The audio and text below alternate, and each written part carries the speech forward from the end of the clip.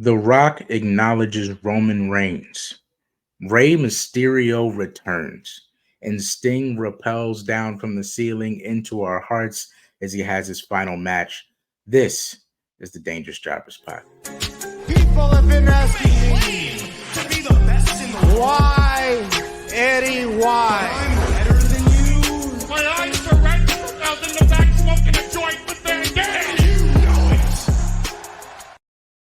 Woo! Ladies and gentlemen, boys and girls, I'm your boy, Stevie Jobber. And I'm your boy, Dangerous Duke. And welcome back to the Dangerous Jobbers Podcast, but I'm wrestling over one podcast at a time. Yes, sir. We are at a very special time, and I am in a very happy place in my heart for some things we will talk about later. But first, just a few things. We are on our fight to 400 subscribers on YouTube. So if you're watching this on YouTube, subscribe if you are not already. Also, every pod, every regular pod, we do the wrestler of the pod. And this pod, I have a special one from MLW. She's the longest reigning MLW featherweight champion. She is the Kick Demon, Janai Kai. So go follow her on TikTok, on Instagram. If you're watching MLW, you should already know the Kick Demon, Janai Kai. She's got a great look. She's got very educated feet. And she's just great, man. She's just great. So if you get a chance to check her out, Janai Kai on social medias, that is our wrestler of the pod for this pod. A few amazing things happened. We are still on the road to WrestleMania. A lot of crazy twists and turns this week. But first stop is AEW Revolution. As we said before, Sting has had his final match. And as heartbreaking as that is, he went out super on top. But before we get to that, there's some other title matches we want to touch on. So first off, I want to get to Orange Cassidy, probably the best mid-carder in AEW, probably the heart and soul of AEW right now. He's main evented countless times. He's put on tremendous matches. He's been probably one of the most solid wrestlers of 2023 for AEW. As far as controversy, as far as consistency, as far as just going out and delivering and being organically over with or without creative. Cassidy went into Revolution, Continental Champion or International Champion, whatever they're calling it now. International? Yeah, international. Cassidy, the longest reigning international champion, fought went one-on-one with the not the Undisputed Era. What are they calling it now? I go to Undisputed Era because it's my go-to because it's still all the same guys. He fought Roderick Strong. I'll say that because I'm gonna keep saying Undisputed Era. I'm sorry. I'm just not gonna say anything. It's Adam Cole and the boys. It's Undisputed Era. I'm sorry. I'm just holding a name for it. Undisputed Kingdom. Undisputed Kingdom. You see how close that is? It's like the War Raiders, dude. Come on. Anyway, Cassidy fought Strong. Strong won because Cassidy, after going through a series of grueling matches, was already selling a back injury. And if we know anything about Roderick Strong, he is the king of the backbreaker. His whole arsenal, which I love about Strong and some of the other people we'll talk about soon. He has this moveset surrounded by a body part or certain types of moves like suplexes, backbreakers, different innovative things like that. Long story short, Roderick Strong wins, but the news of the night is not somehow Cassidy's long reign ending, more so Kyle O'Reilly showing up during the celebration of Roderick Strong. So Strong wins the title. Kyle O'Reilly shows up and they're waiting for the embrace. The whole Undisputed Kingdom is out there. That's not a whole Undisputed Kingdom minus Wardlow and Adam Cole because they were doing other things. But Mike Bennett, and Taven. Mike Bennett and Matt Taven were out there. Kyle O'Reilly comes out there. They're expecting an embrace. And Kyle, who I'll admit, as even though I'm happy he came back, he did look a little bit like he just got out of bed. Seemingly did not want any piece of the Undisputed Kingdom. He leaves the ring in a look that's very saddened. He's not sure where he's at. I'm not sure if Kyle is gonna be on his own. I'm not sure that he's joining the Undisputed Kingdom. It doesn't look like it, but overall, I think Kyle O'Reilly's a great single star. So I kind of don't even want him to join. Where's your head on that?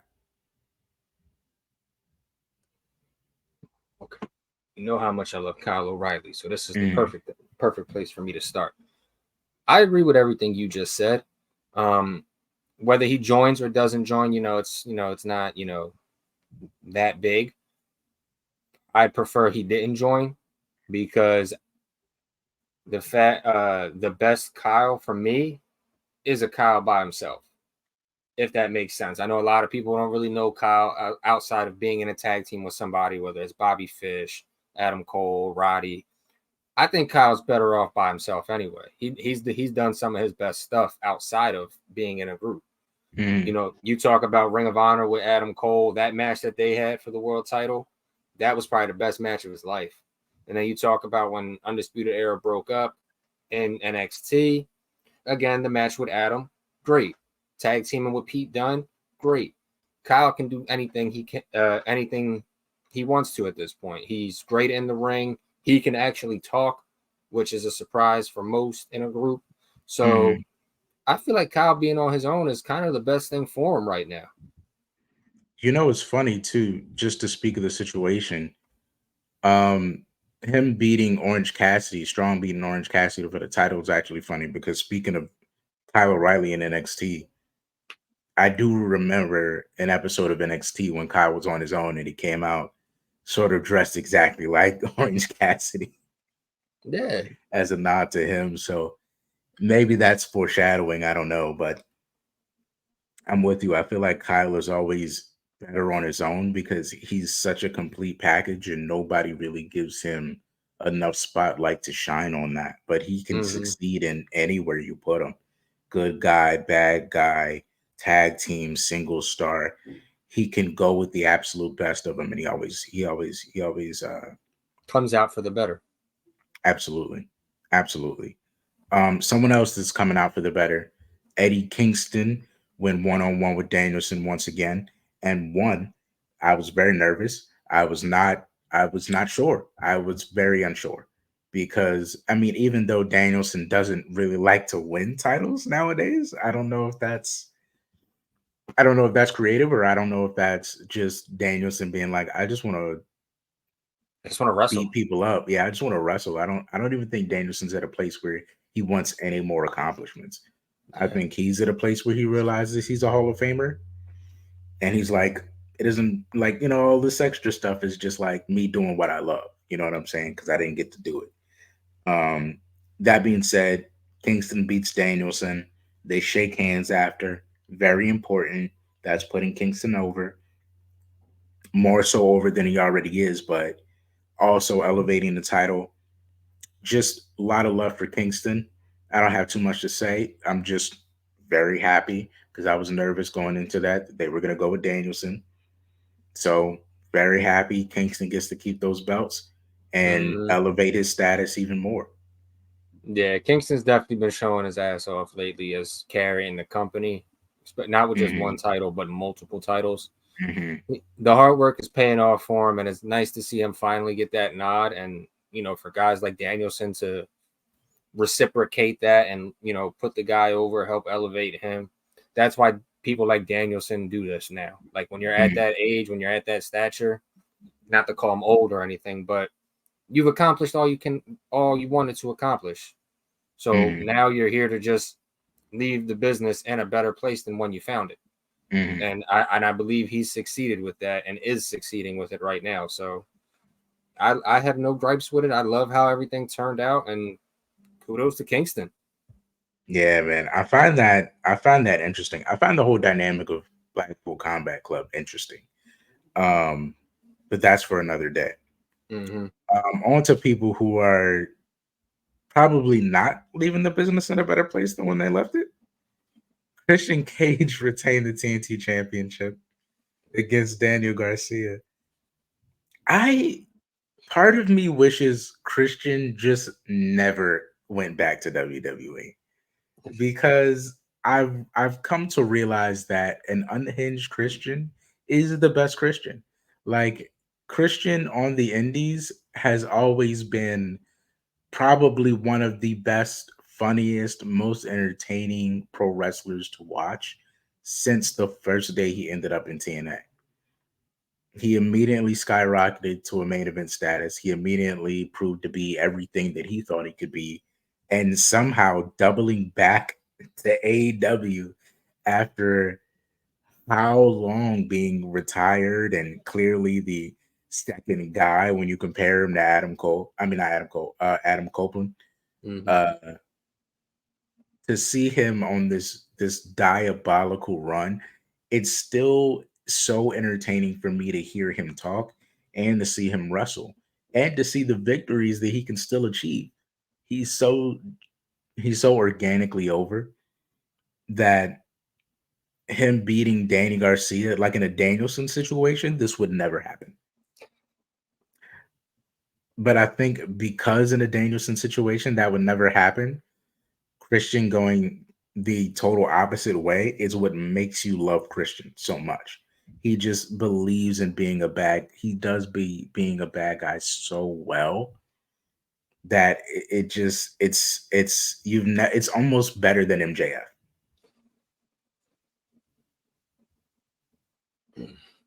Oh, excuse me. What do you think? Maybe I'm jumping the gun here. Yeah, I mean, you had me up until the almost better than MJF thing. But I kind of agree with you, but I also kind of have a different theory. Like when you said how did you say it? It was when comparing Christian and Adam Mm-hmm. to the indies and the WWE thing. I feel like as far as Christian goes, no, I'm gonna compare him to two different people here, but just go with me and tell me if you get it. Nobody's gonna care for a Casey Jones Mm. when you have Thor right next to him. Mm-hmm. Mm-hmm. Like Casey Jones is cool and all. Casey Jones is nice, but when you have Thor I right love there, Casey. but when you have Thor, it's like, Yeah, he's not beating up Thor. yeah, it's like, all Thor right, is here we go, 6'4", 260, long blonde hair, muscles, charismatic. It's I don't know, man. I feel it. Do you mean Thor and I feel like to keep it Marvel, maybe Thor and Star Lord would be a clearer yeah, comparison. okay, better. But I was saying, yeah, okay. But I So get what you're saying. Like KC is like, I don't want to discredit Christian to KC. I mean, Christian's got a little more than KC, but okay, so I see let's what you're say saying. Thor. Like a Star Lord to Thor kind of thing, where it's like clearly he's levels above where you are, Yeah, but that doesn't discredit like how good you are. It's just he's so much yeah, more elevated. But I see exactly what you're saying. and you're easier to hate than Thor. So much easier. So much easier. I mean, we hated Star Lord Yeah, for no, quite some time. But but KC as well. KC as well. yeah, KC came off like a it's dick a lot of times. But yeah, I see exactly what you're saying. He's so much easier to dislike. And just I don't know. But there's something about that like his it's almost ability to read the admirable. room. It's His almost ability to admirable. read the room and give you exactly what you want to a level you didn't expect him to go is like so great. Yeah. So great. So great. Um on the backs of bad guys that are really great. Pac returned. Just a short thing on that. Um, Pac returned. He gave a promo. He said he's like a cockroach, which I very much believe. But I expect him to come back and have great matches. Okay. Um, I think that's all that really needs to be said about that. There's no real direction for Pac. He's back. Yeah, yeah, He's back. and I like seeing the bastard anyway. So Hmm. Hmm. Storm beat Peraza. I don't know that anyone called it differently. It's like, yeah, I mean, it's Deonna Purrazzo. You don't want to see Deonna Purrazzo lose, but No. the Timeless Tony Storm thing is entertaining, so you kind of got to ride the wave while you can. Yeah, sorry, he was just there to get beat that time, Peraza. You'll have to Right person, double wrong. back. Right person to win, just wrong time. Yeah. If you can find a creative way to double back to this match, Peraza, I think you can win. But that Timeless Tony Storm gimmick right now is on fire. On fire. And we know right now, until creative gets a little better, anything that goes is going. And that's just how it is. Just watch for unless you're Swerve, because he did not pull off the triple threat. They had the AEW talk triple about threat a swerve and talk about a swerve. But you know what? I'm not as surprised as everyone else. I think a lot of people might have been going into that thinking that Swerve was going to pull this out. But I knew that Hangman being in the match meant that he wasn't. Yeah. Just for Hangman's character. Which is a character I've never really seen before. And I have to hand it to whoever came up with the idea, because I don't want to give the credit to creative, because a lot of times it's not creative. A lot of times it comes from the person themselves. But I want to give a lot of credit to whoever came up with the dynamics that everyone in the elite is taking, starting with Hangman. Hangman has always had this identity crisis sort of thing, and they somehow were able to tweak it just enough to where Hangman no longer is worried about who he is. He's almost totally consumed in no one else taking his place, even though he doesn't know who he is yet. And his infatuation with Swerve, knowing who he is and becoming the guy, and that eating Paige up to the point where Paige basically exists only to make sure that Swerve doesn't become what he's supposed to become, is such a character. The way that they ended the match with Joe putting Hangman in a coquina clutch and Swerve about to go for the finishing blow that would have won him the match, and Hangman tapping out to ensure that Swerve did not pick up the victory, is, some would say, cheap, but I say that's perfect character storytelling. Which is crazy to think about for Paige, because he's become a character without having a character. And that's the magic. It's almost like, all right, so we know how great Hangman Adam Page is in the ring. There's no denying that. We know he's decent on the microphone. There's no denying that. But as far as his character work goes, it's like, okay, the character work is so trash to the point that you've kind of just embraced that it's trash and you're running with it. Which, again, we would normally not like, but it's better than anything Hangman Adam Page has ever done before. So we kind of just go with it. Exactly. And it's so bad that it's admirable that he's sticking to it. So, yeah. I mean, no one's ever leaned into the bad creative before, and it's an interesting way to choose your character. Yeah. It's like the character now is, I hate you because you know who you are. Exactly. That's the character Hangman Adam Page has become. And you know what? It's just somehow it works. It works. It's like that scene from the movie Wanted with Angelina Jolie where she's beating up the guy and she's like, "Why are you here?" He's like, "I don't know who I am." That has become Hangman Adam Page. He doesn't know who he is, and he's just getting his ass whooped for it. Yeah, basically. He's hell bent on just not seeing anyone else succeed. And I love that. I love that. Because, like, you're not doing anything. Like for how long would be like he doesn't even like he doesn't have it. He doesn't know who he is. He doesn't know what he's after. He's just there. He's like, so to be like, yeah, that's what it is. I don't know. I don't know. So I just don't want you to win. That's it. That's all it is. so cheap plug, because if none of you understand what I just said, if you've never seen the Yeah, go movie back and The watch that Wanted, movie. go watch Wanted with That is Angelina a funny Jolie, movie. and you will understand what I just said.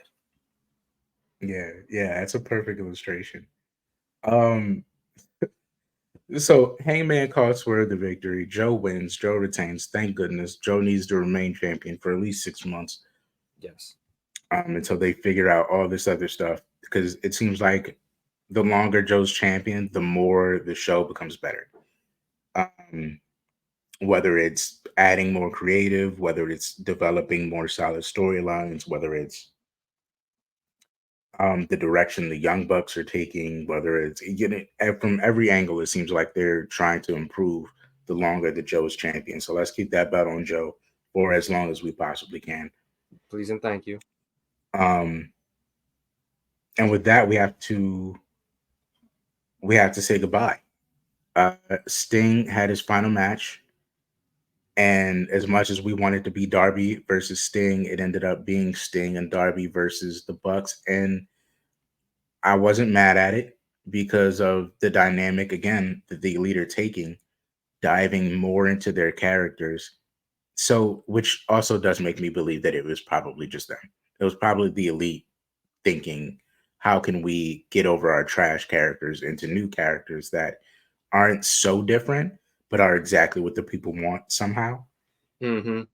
And we think of the Young Bucks as dicks. We think of them as EVPs that are dicks. So, Yeah. so, so to dive into that character and just be these clueless, power hungry EVPs that everyone calls them is perfect character work. Essentially. So to to to use that character change as the fueling rivalry to get Sting is perfect. And I think they had great build up. But more importantly, I thought Sting had an amazing showing. Um even the bit that they got Ric Flair involved for, I Mm-hmm. wasn't mad at.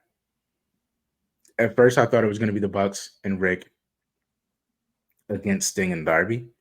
Mm-hmm. Glad that was not the direction. Yeah.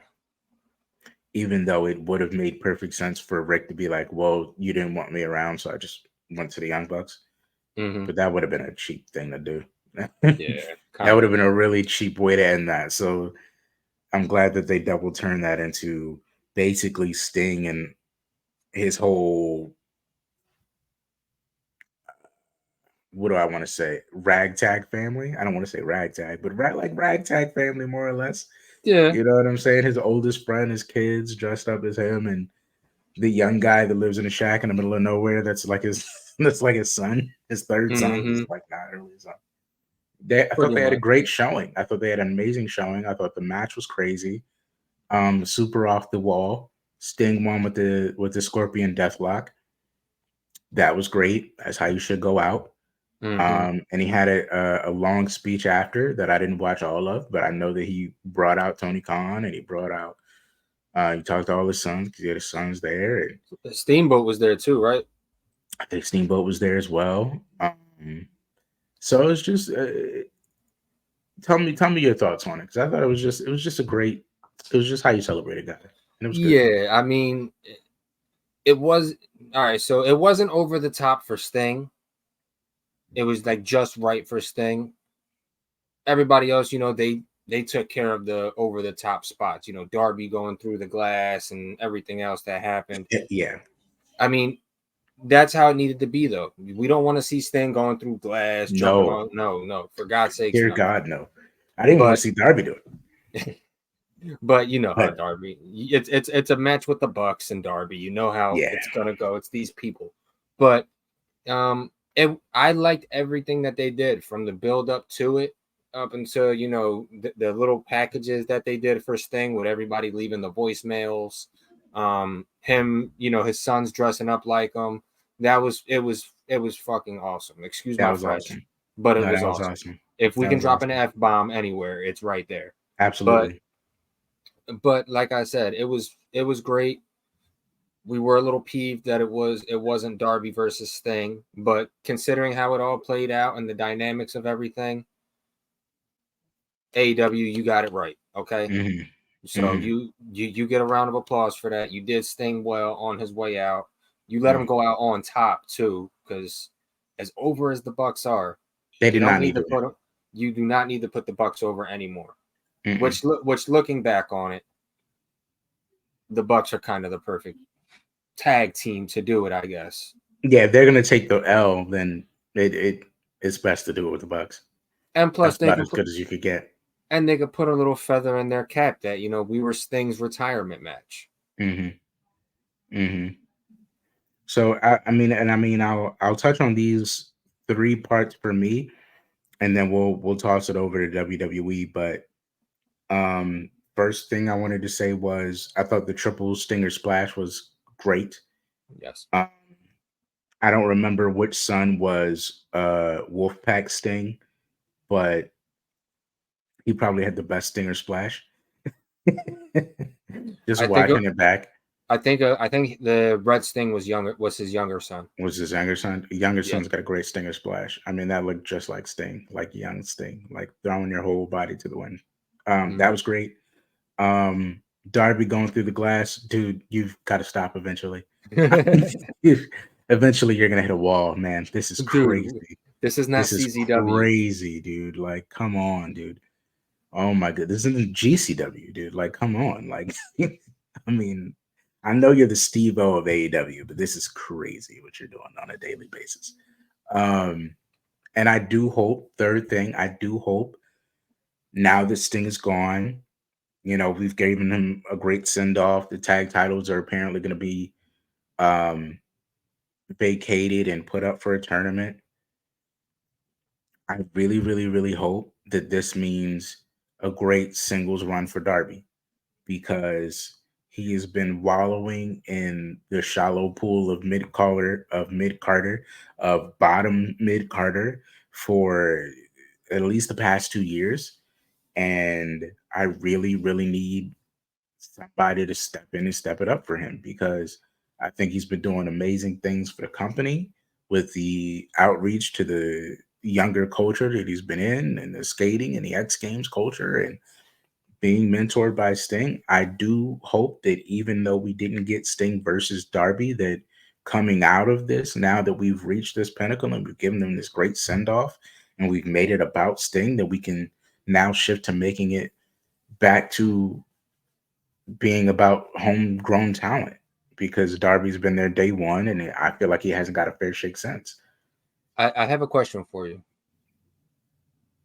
Who I agree with you. Darby needs a singles run, a great singles run. 2 roads, right? Mm-hmm. Both roads are a championship road. Mm-hmm. Which road are you putting Darby on? Samoa Joe, Christian Cage. What's Samoa the road Joe. you go on first? You go the Samoa Joe road? Only because he's won the TNT title more than once. Him winning the TNT title now. Oh, well, I fucked it up. Okay, but yes, okay. So Joe, anyway, I was thinking. Oh, do you mean Strong's title? Yeah, that's what I meant. Well, that's what the Continental or the National, the International. All right, the International title or Joe. That's what I meant.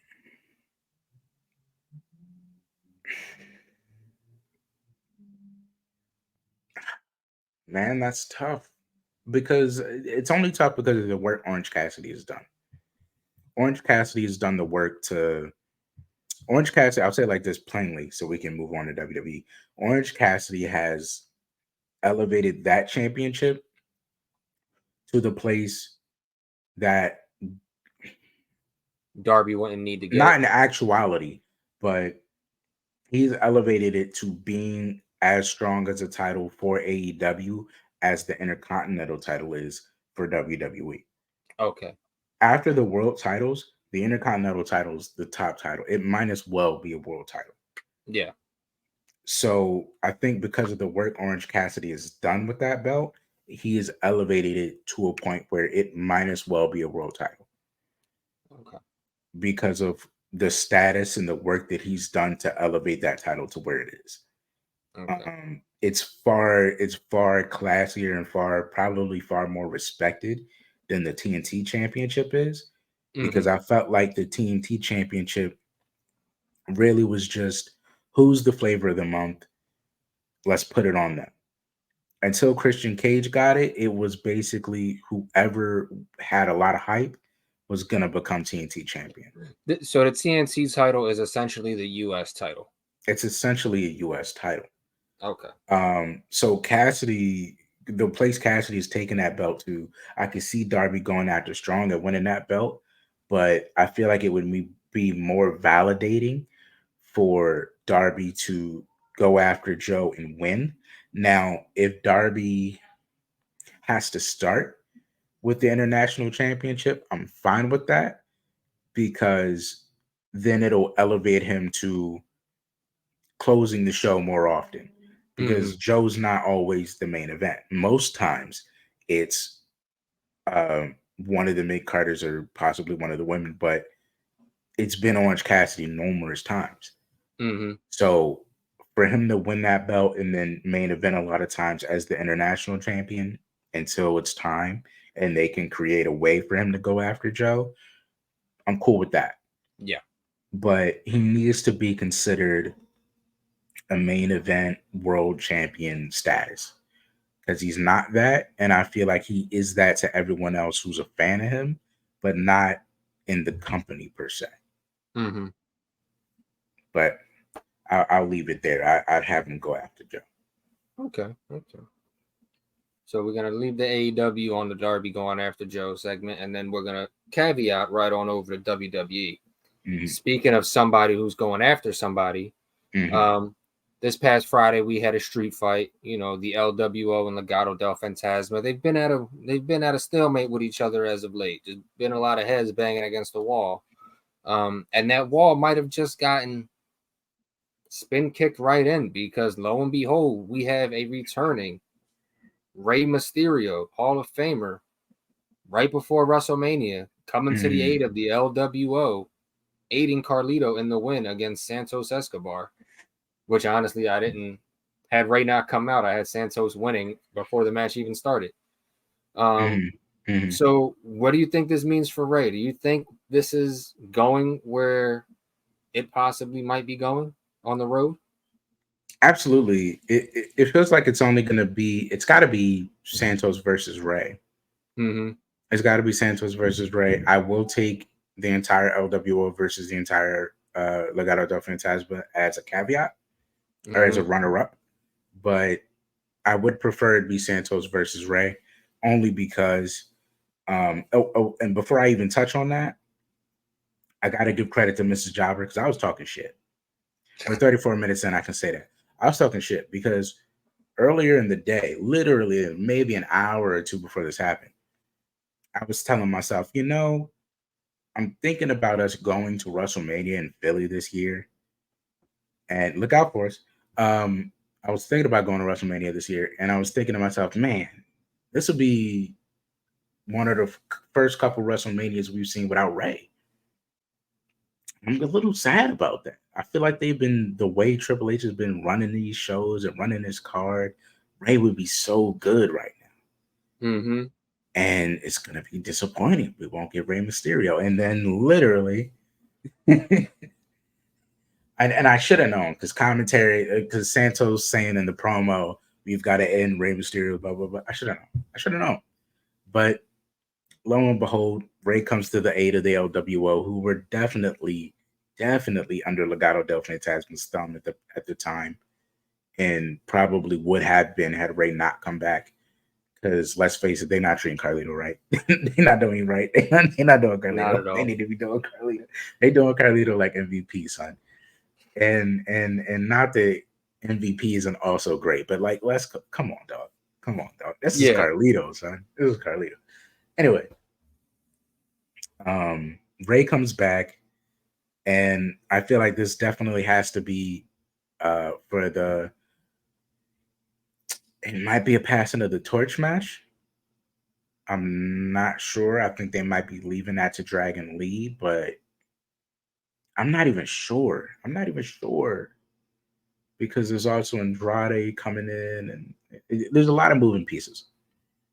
That being said, I feel like it should come down eventually to Rey versus Santos, because Santos has always been about elevating the status of Lucha Libre, and Rey is the embodiment of Lucha Libre. Yeah. And there's only so many moments where we can elevate a guy. I mean, maybe now, but there's only so many times in WWE currently that we're able to elevate a guy, a lucha, so high up and build his character up so good to be on par with a Rey Mysterio without being his son. So this would mean a lot for Santos if he could win. I don't know that he will win if it comes down to him and Rey at WrestleMania, but I feel like it would do wonders for the elevation of Santos, because everyone at WrestleMania wants to see Rey Mysterio. Everybody and their mama wants to see Rey Mysterio, no matter where it is, no matter how or why. And we know Rey's going to deliver at a WrestleMania. So to deliver at a WrestleMania across the ring from Rey Mysterio is doing nothing but raising your stock. Exactly. So I feel like I agree.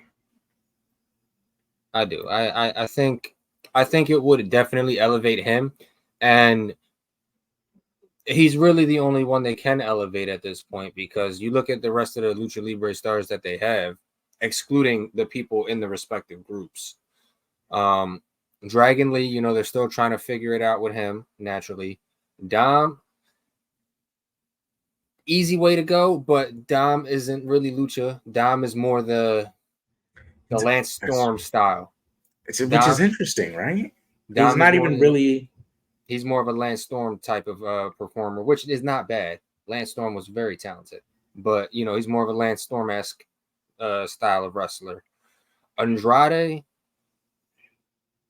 we wanted it to be Andrade, but I mean, Andrade's in more of his Ric Flair bag now. He's more the Eddie than the Rey. He's more the swag than Lucha at this stage of his career, which isn't bad. So Santos is the guy, and when you have a chance to do it, you might as well just pull the bow back and let it rip. So I agree. And I think Andrade probably isn't even trying to develop any Lucha alliances right now. Yeah, I think Andrade is just trying to do Andrade at this point. But yeah, I agree with you. And then, we're talking about groups, we're talking about alliances, lines being drawn, things of that nature. We thought lines had been drawn for Damage Control, but apparently not. Apparently now that line just got wiped away, and it just became one giant circle of everybody circling Bayley. So Dakota Kai says she's helping Bayley. Now, for some of you fans who got suckered in, not saying any names, Duke, and thought Dakota Kai finally had turned a new leaf, thought this was going to be something fresh. Man, oh man, were you wrong. Yeah. Same old Dakota Kai, up to the trickery and the bullshittery, and left Bayley high and dry to get stomped out in the ring by Damage Control. Listen, man, you gotta blame. I think the blame goes a little bit to Bayley, but I also think the blame goes a lot of it to Raquel, just because I like to single out Raquel. Because Raquel made Dakota Kai the bad guy that she is at heart. Because Dakota's whole thing as a character, at least since the Raquel thing, has always been, um, I just want to be with the winners. I just want to be a winner. I don't really Raquel? want to be around it. Yes, since Raquel in NXT. That's how far back I'm taking this. Uh, so you remember when Dakota turned and Raquel was like her big man, and Raquel stole all the spotlight, and Dakota had to turn on her. Oh, right. Yeah, when she turned on Tegan. Yeah. Well, that too. Oh man, even all the way back, she turned on Tegan. Oh my goodness. Yeah. Yeah.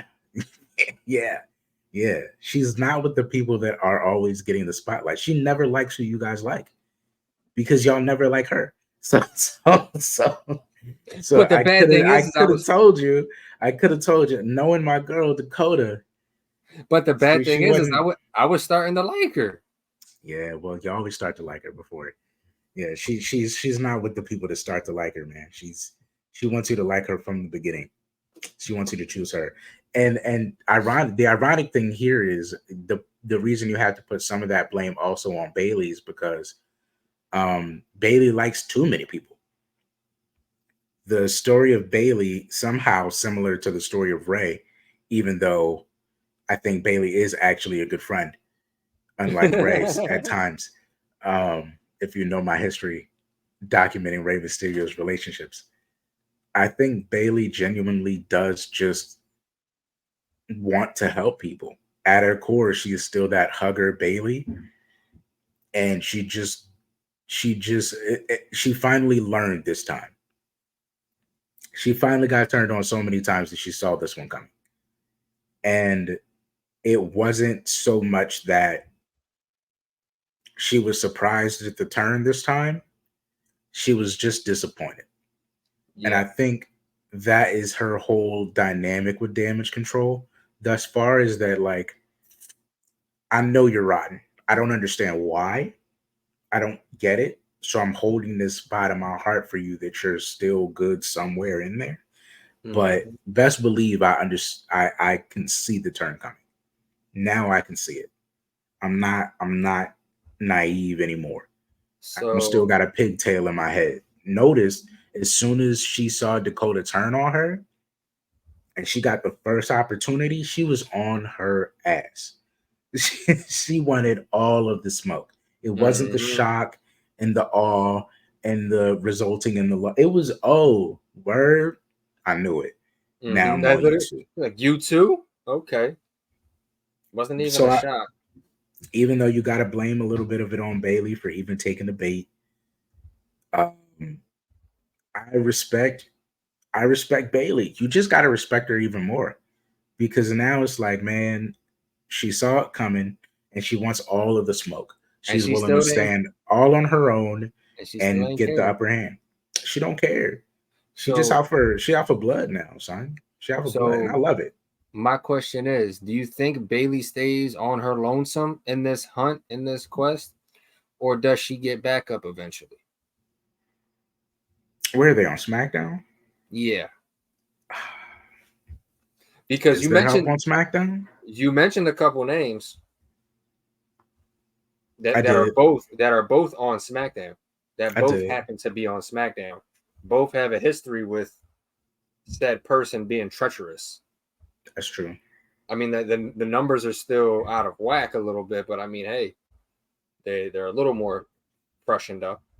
I mean, I could see it, but at the same time, for the fan in me, I'll say it like this: the fan in me wants Bayley versus all of Damage Control night one, because I feel like she needs a story where she can overcome the odds again. She needs a story where she can be a character that's believable as champion, that's not so bright and colorful, but knows exactly who she is, that can go out there, beat 4 people at once because she is just that good, and have you forced to put respect on her name. I've been seeing it since she picked Io Sky, that certain wrestlers are coming out like, I don't see anybody putting the credit on Bayley's name like they need to for what she's accomplished, what she's doing, what she did, how she's handling things. I've seen a number of different wrestlers say she's just not getting enough respect. And if you have her stand on her own against all the people, minus probably Asuka, in front of all the people that she was helping succeed, and being the missing piece for, because make no mistake, she was the glue of Damage Control. She was the whole reason it worked. Even though they didn't want to believe it, she was saving them at every single turn. So for her to stand in front of 4 people on her own, and beat all of them, to come out as world champion does nothing but force you to put respect on her. Yeah, because that's her match to win. Yeah, it's like, who built this? Who made this happen? Who saved this? And now who's gonna burn it all down?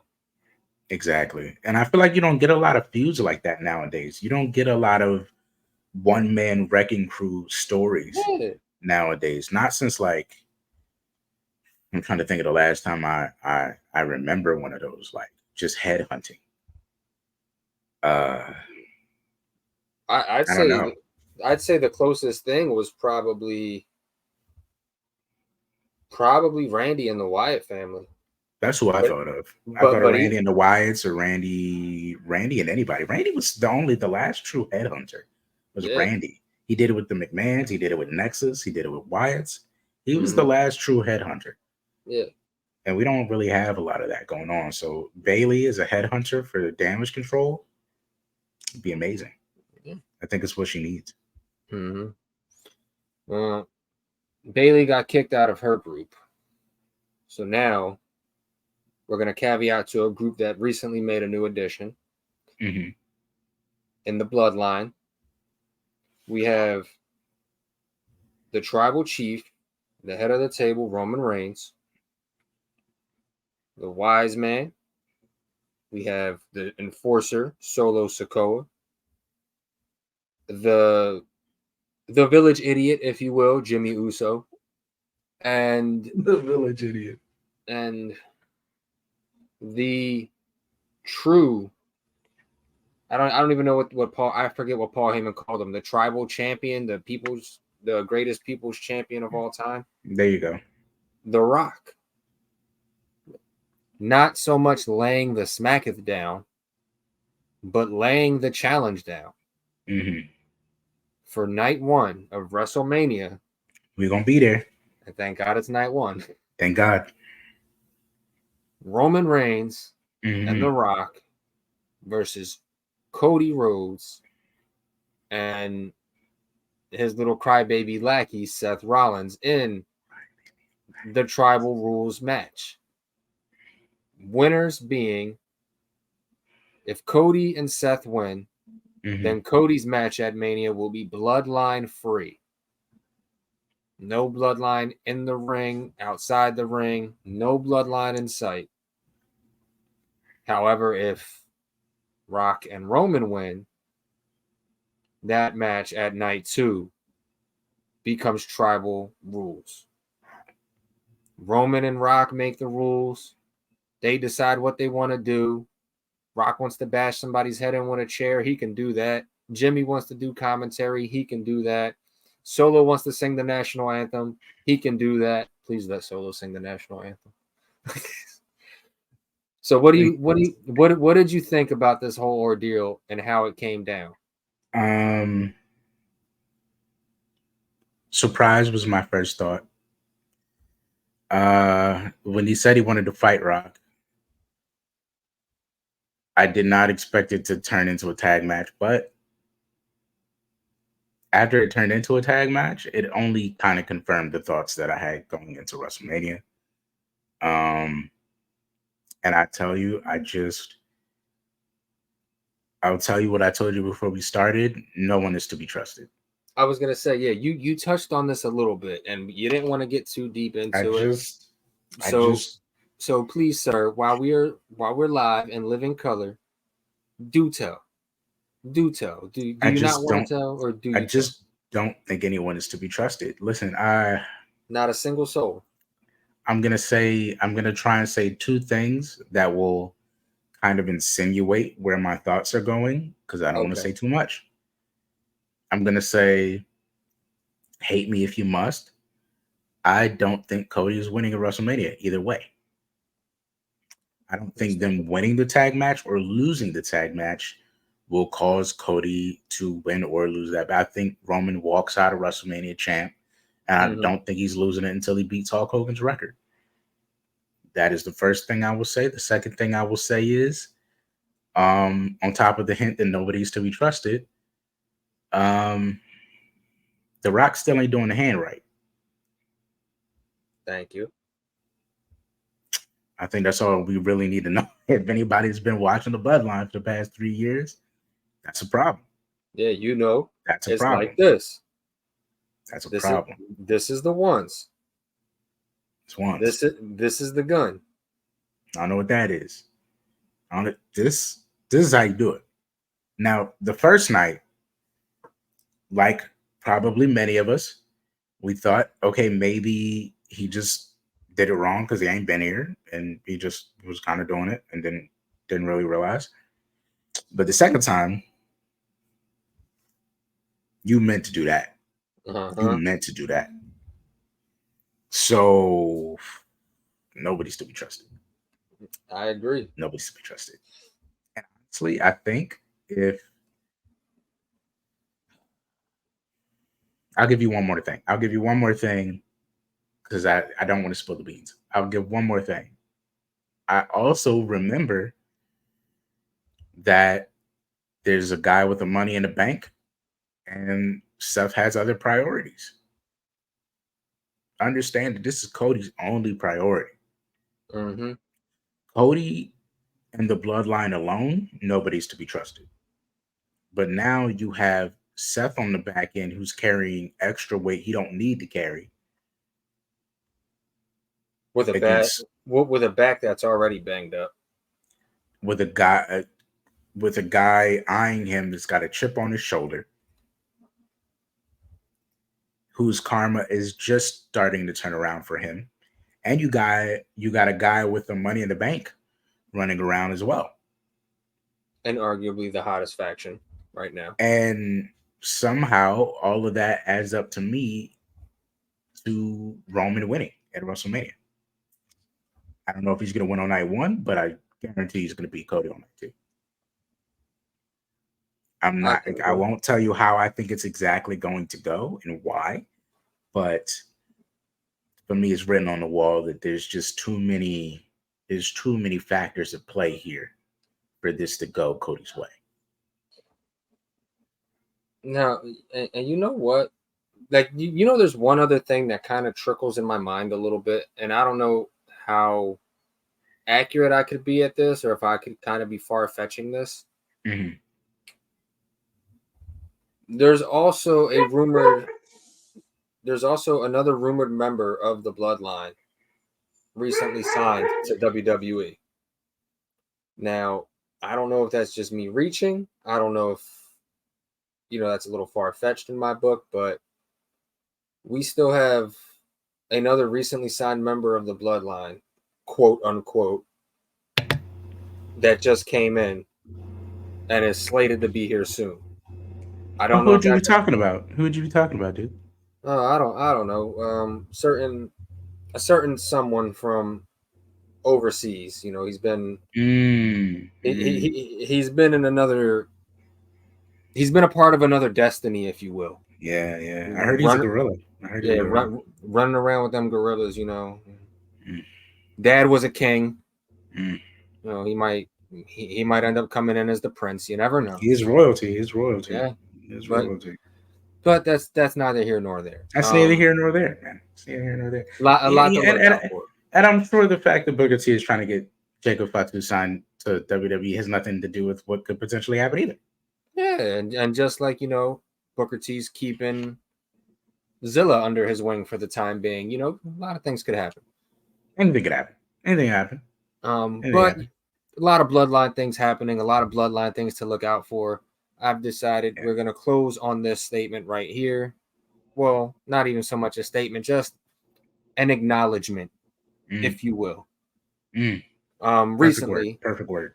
Recently, it was announced that we are getting the first inductee into the WWE Hall of Fame class of 2024 in Philadelphia. None other than arguably one of the best promoters we've ever seen. Definitely the best advocate we've ever seen. One of the wisest men we've ever seen. Ladies and gentlemen, the one and the only Paul Heyman. In Philadelphia, nonetheless. Like, it doesn't that just, it makes my heart sing a little bit hearing that Paul Heyman is going to be inducted in our hometown, WrestleMania weekend, under the bright lights and the weed-smelled skies of Philadelphia. Yo, definitely is gonna be smelled. I mean, there's going to be some high. He would love nothing more. He would love nothing more. And you know what I'm saying? There would be no better way to induct Paul Heyman in the Hall of Fame. Better way than in the city of Philadelphia. How many years has he spent around RVD? He knows what it is. He knows what it is. You know what I'm saying? So for me, beautiful, beautiful thing. We need Paul Heyman in the Hall of Fame. Mm-hmm. What were your thoughts? I'll try to clock this quick so we can get out in about a little over an hour at that. Man, Paul Heyman, the father of Extreme, the godfather of Extreme, the godfather of ECW, in the town ECW was built in, at the biggest event you could have in Philadelphia, to induct one of the most special people in wrestling in Philadelphia.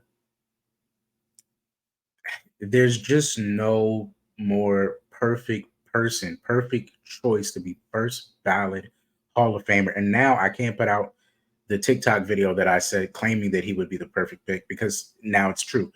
So I'll put out a reaction instead. Paul might as well be Allen Iverson for us, for a wrestling fan. For basketball, it's Allen Iverson. For football, it's, I won't go in about it. But Paul Heyman is the epitome of what Philadelphia wrestling is. Mm-hmm. He shaped the entire style of it. And for him to come here at WrestleMania to be inducted, I have no doubt that the building will be filled with tears. Yes. And he deserves all the praise in the world. He's one of the greatest, and he's proved to be one of the greatest his entire life. So I mean, it's the perfect place. It's the perfect time. It's the perfect guy. I agree 100%. Like you said, perfect time, perfect place, perfect person. There should be no Hall of Fame induction in the city of Philadelphia, the birthplace of ECW, without Paul Heyman. Mm-hmm. Mm-hmm. No, there shouldn't be one. Paul is the moniker. Paul is the face. Paul is the headliner. Mm-hmm. About 95% sure Paul is the headliner. And if he's not, he's the co-headliner. But it's still it's Paul. Paul's getting the biggest cheers. And I'll tell you this. If there is a guy that is not from Philly, that is not ECW, that is co-headlining, they're making a mistake if they don't put Paul last. Yeah. Oh, I agree. And I don't want to say this in a bad way, but I'm going to say it the way that it came to my head.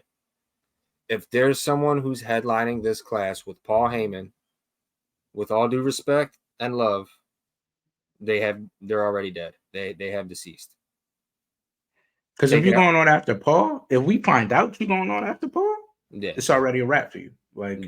But that person would already be deceased if it's co-headlining with Paul Heyman. Mm-hmm. But that makes this episode of the Dangerous Jobbers podcast it is time for us to get into our shout outs real quick. Mm-hmm. Stevie Jobber, who's going first? Is it me? All Is right. it you? Who will it be? You go. You go. Okay. Well, you know what? Because I don't know if this person is on your shout out list. Mm-hmm. So I'm going to take the brownie points real quick and shout them out. This person did something really freaking awesome. This person did something really fucking dope. And she's getting the shout out. My first shout out of the night, ladies and gentlemen, Mrs. Jobber. She's got a video dropping real soon of a dope sign she made for WrestleMania. I'm telling you guys right now, that thing looks badass. If you have not seen the picture, go to our Instagram and check it out. Go to the YouTube page and check it out. Go to TikTok and check it out. It's going to drop soon. Make sure you go check out the entire process of how that went down. Yes. Because I'm telling you, a very long time. She just described it to me, and it sounded like a pain in the ass. Yeah, dude. Yeah, but the final result was killer. So go check that out. If you haven't, you're gonna need to. Yeah, stay tuned, man. If you love crafts, if you love amazing signs, she put a lot of work in, and we'll put up a video of the whole process, and we'll drop extra content on it and everything. So definitely go check that out. And when you go check it out, make sure you get me some brownie points and say Duke told you to go check it out, not Stevie. And the second shout out I'm going with the All About Wrestling podcast over there, Bobby Wrestling. He did something pretty dope too. He opened up a new wave to where when you call into the show, you can get some type of reimbursement for it, some type of compensation for it. Just for calling in and voicing your opinion. So make sure you go check out his show. Make sure you go call in, voice your opinion, let your voice be heard, and get something for it in the process, because that's always what we like to see. And then, we want to shout out, as always, the Arcade family, Arcade Pop doing his thing. He'll be streaming the new WWE game real soon as it drops. So make sure you go check out his dope content as well. And I'm going to shout out one more final place. You always do one, so I'll do one now. Acme Superstore. They got all the dope wrestling figures, all the dope wrestling content, all the dope figures in general. If you like figures, if you like wrestling, if you like stuff like that, that's the place you need to check out over there in Longwood, Florida. They got a website as well that you can go buy stuff on. So make sure you check out Acme Superstore. Those are my shout outs for this week. Stevie Jobber, it's your turn. All right, man. Moving from one amazing store to another.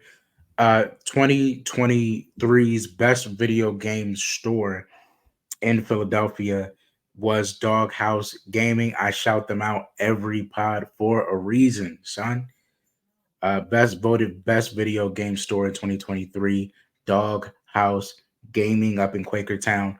Please go there for all your video gaming needs. They have everything retro. They even have the new stuff. They have PS4, PS5. They have the Xbox Ones, all the way down to Sega Genesis and all those other things. They also have arcade games. If you want to just bring your kids there to spend a few hours just BSing and let them pick out whatever, just don't stay too long. You'll spend a lot of money because there's just too many things there you want to buy. But it's a great atmosphere. It's great people. It's great company. And it's great games. It's just great stuff. They were voted best video game store in 2023 last year. That was last year. For a reason, might we add. For a reason. So shout out to Doghouse Gaming. I love you, Tweak. I got to go back over there soon. Second shout out, I want to shout out Icon Lee. He's a pro wrestler that just followed us recently, and he's got a great look. He's just got a great look, and I'm a sucker for a great look, so I'm shouting him out. Icon Lee. On Instagram and TikTok, go follow him. He's a great African American wrestler. I want to give a shout out to Kev Brew. He's a comedian that also does wrestling content on TikTok. And he's just hilarious, man. He's been doing bits as like The Rock's assistant manager that bring me to tears. He's so funny. So go check him out. He's a comedian and he also does wrestling content on TikTok. Kev Brew. And last but not least, I want to give a shout out to Chris Bay and Love Doug because we made recent connections with them online recently. So just shout out to them. Chris Bay and Love Doug. Love you guys. And I think I'll do a fifth one just before I toss it to you to take us home. Anybody that's listening to us, man, we've been doing this for a long time, and we're just starting to get to a place where we can reach a couple more eyes. So if this is your first time, if you've been watching over years, man, thank you, man. Just thank you for being here right now. Thank you if you've been here this entire time, or if you just joined last year, the year before that. Just thank you for being here, man. And if you haven't liked and subscribed yet, and you've been here, man, what are you doing? You've been here. You know what I mean? Stop acting like you're not a friend. You know? Yeah. Click that subscribe button, man. You a jobber just like the rest of us. Exactly, man. Put some wrestling over. Yeah. But that is it for this week, ladies and gentlemen. Thank you for tuning in. You see the stuff right here on the bottom of the screen. Make sure you follow us on all of the platforms. You got us over here on X. You got us over here on Instagram. I can't reach TikTok. I'll do the one over here. If I can get the camera. There you go. There you TikTok, go. Stevie, right there. Stevie got you covered on TikTok. I got you covered over here on X and IG. Yes. And make sure, because we also have one of these too, make sure you check out the website, dangerousjobberswebsite.com. You'll go see Stevie's monthly spotlight.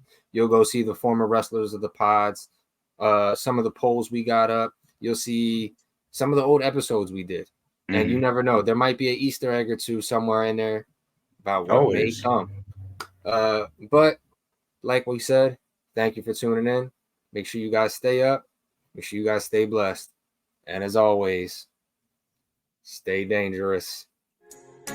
People have been asking me to be the best in the world. Why, Eddie, why?